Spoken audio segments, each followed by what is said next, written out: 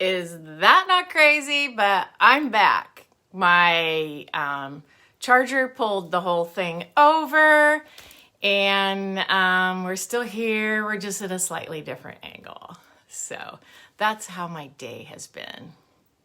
Spot on. All right, I believe we were getting ready to talk about, and sorry about all that. I believe we're getting, welcome back. I believe we're getting ready to talk about the first row.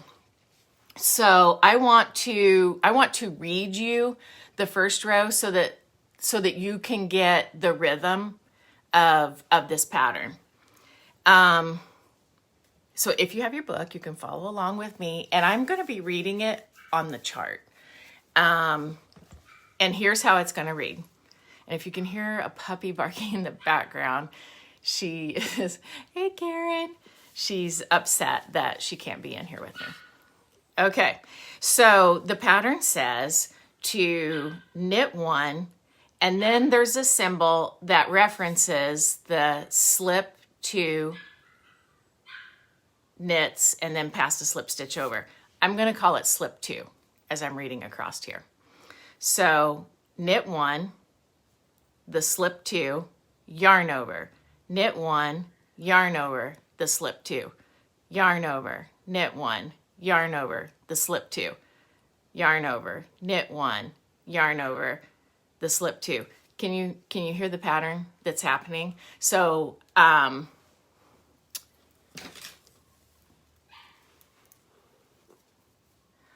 when you are looking back at your work, hi Julie, miss seeing you too. Maybe you want to get your needles out and get started with us. When you are looking back across your work to see where you've been, just to know that you've gotten all your yarn overs in there like you're supposed to, the way your work will look on the needle is yarn over, a knit, a yarn over, a knit, a yarn over, a knit, a yarn over, a knit. If you have a hard time seeing that, pull down on it and they'll become very evident to you. If you miss a yarn over, then it could mess you up on the next row. So that's one way to check your work. And then that lets you see the pattern that's happening. Yes, some of these stitches are knits, just plain knits. Then there's a yarn over. Then there's that slip two, pass it over. But it results in one stitch. So looking back across your work to see if you've got all your stitches in place, there should be a straight one and a slanted one, which represents the yarn overs. Ooh, my needles fell out. This is not good. Let me put that back on. Okay, that's what I get for stopping in the middle of a row. So you can see the rhythm that's happening with those side sections. Now, there is another symbol on that chart in that first row, and it's in gray. And it's the same stitch that we've been doing. It's the slip two knitwise, knit one, and then pass over past the two that you slipped over the front one. But it happens to be right in the middle of a marker. So all that's signifying is take the marker out, complete the stitch, put the marker back in. And if you're not sure, then flip over to the written instructions and read it to make sure that what you are thinking the chart says and that what it really is presenting is going to turn out exactly like it's supposed to. Now, if you were to look through this chart and glance at it, you're going to see these diagonal lines running up every other row on both sides. Those are your decreases. That's your general shawl decreases that are giving it its edge stitches. They're happening all on the wrong side rows. Row 2, you've got a decrease right at the first. Then you've got purl, purl, purl. You're going to purl all the way across until there's 2 black dots. Now, I looked and I read, but I think they have miswritten the abbreviation for what that black dot should say. And that's because it wasn't working out for me. So I thought I'd go back and read the line of the pattern. And I discovered that they didn't say the same thing. What those black dots should represent is, let me go back over here and read it to you. Okay. Instead of just knitting on the wrong side, purling on the right side, which that's what the black dot says it does, you should be knit and purl both into the same stitch. And it happens to be a very large yarn over from the row previous below. Which, if you look right below the black dots, there's 2 circles. 2 circles, black dot on top.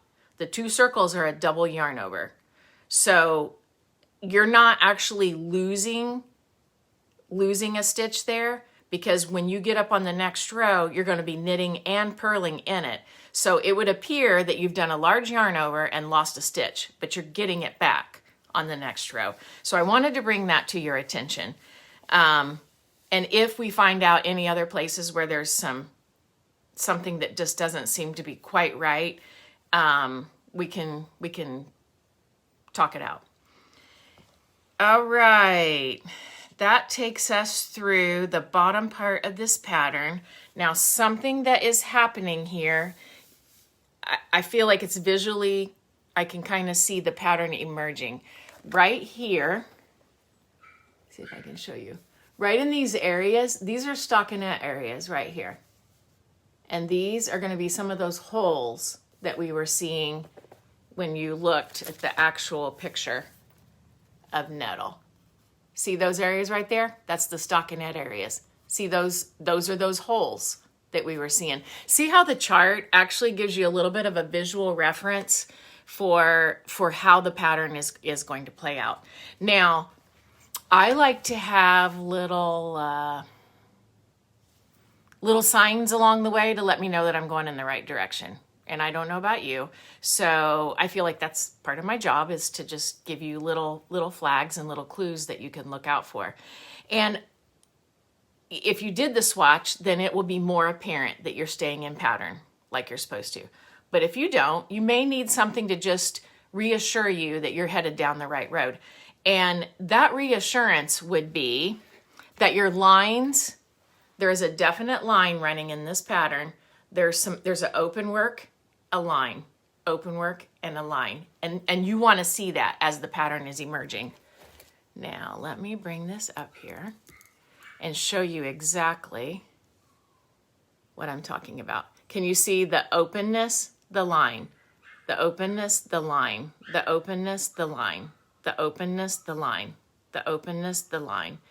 And the way that the pattern is written, it would be easy to get off one stitch. If you start not lining up, you're off. So it's important that those stay somewhat in their line. Now, you would think that you would always be doing a knit stitch on top of a knit stitch in order to make that happen. But if you look closely at the pattern, the way that the design is done, it's got a little bump into it, and it looks like it's kind of heading off into a diagonal. So you won't be putting typically knits right on top of knits. It will be that slip, knit, pass the slip stitch over on one row, and then on the other row it might be a plain knit. Then it might be the pass the slip stitch over. Then it might be a plain knit. But it still is running up and making a somewhat of a line. It's kind of a wiggly line, but it makes it there. So I am trying to think if there's anything else that I want to leave you with right now. I'm not going to set a time for us to, I'm not going to set a place that I want you to be by the next time we're here. What I want is I want you to be comfortable in it, and I want to see you make progress, and I want you to enjoy this.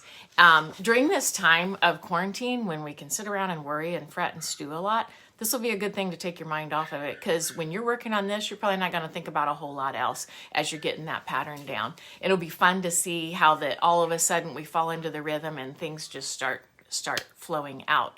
Now, I have made tutorials for all of the abbreviated stitches. I didn't do the knit, and I didn't do the purl, and I didn't do knit two together. I did do the purl two together because sometimes I would have people who ask me about that. The ones that seemed logical that I would need to demonstrate a little bit more, I have some video tutorials for those. I'm probably going to go and put those on my website.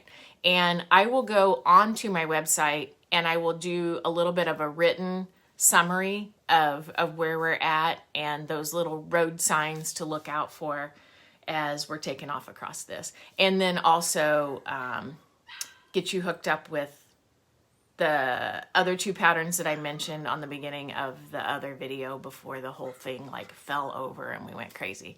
But I'm glad you're on this journey with me, and a journey it will be. So happy knitting to you. You holler at me if you have any questions. See you later. Bye.